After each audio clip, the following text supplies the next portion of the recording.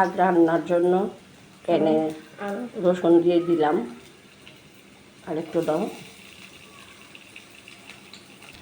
পেঁয়াজ কুচি দিয়ে দিলাম, কাঁচামরিচ দিয়ে দিল।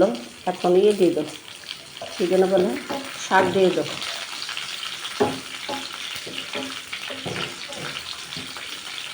শাক দিয়ে দাও হয়েছে।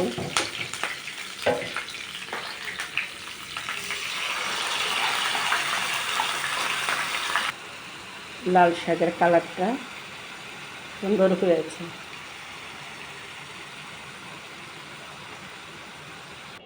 লাল শাক হয়ে গেছে, আমি নামিয়ে ফেলেছি। এখন আরেকটা তরকারি বসার জন্য প্রিপারেশন নিচ্ছি।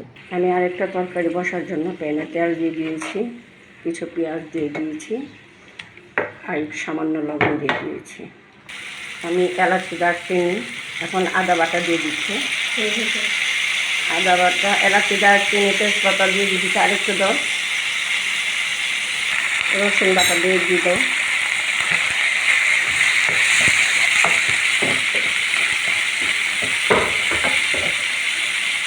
এখন আমি মশলার পেস্ট দিয়ে দিচ্ছি। এখানে আছে হলুদ, মরিচ, ধনিয়া, মাংসের মশলা, জিরা থাকবে।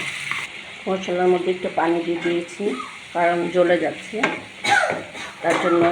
এখন আমি কিছুটা ছোট ছোট করে আলু কেটে রেখেছি, সেই আলুগুলো দিয়ে দেবো। কিছু আলু দিয়ে দিলাম, কিছু আলু দিয়ে দিয়েছি। আমি এখন ঢেকে দিব। আমার তরকারি কালারটা অনেক সুন্দর হয়েছে, দেখতেই পাচ্ছেন।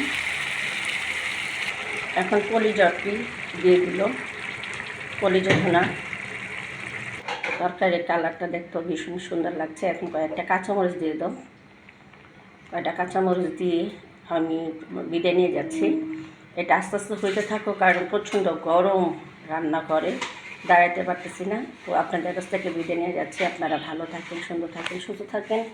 আসসালামু আলাইকুম রহমতুল্লাহি ওয়া বারাকাতুহু।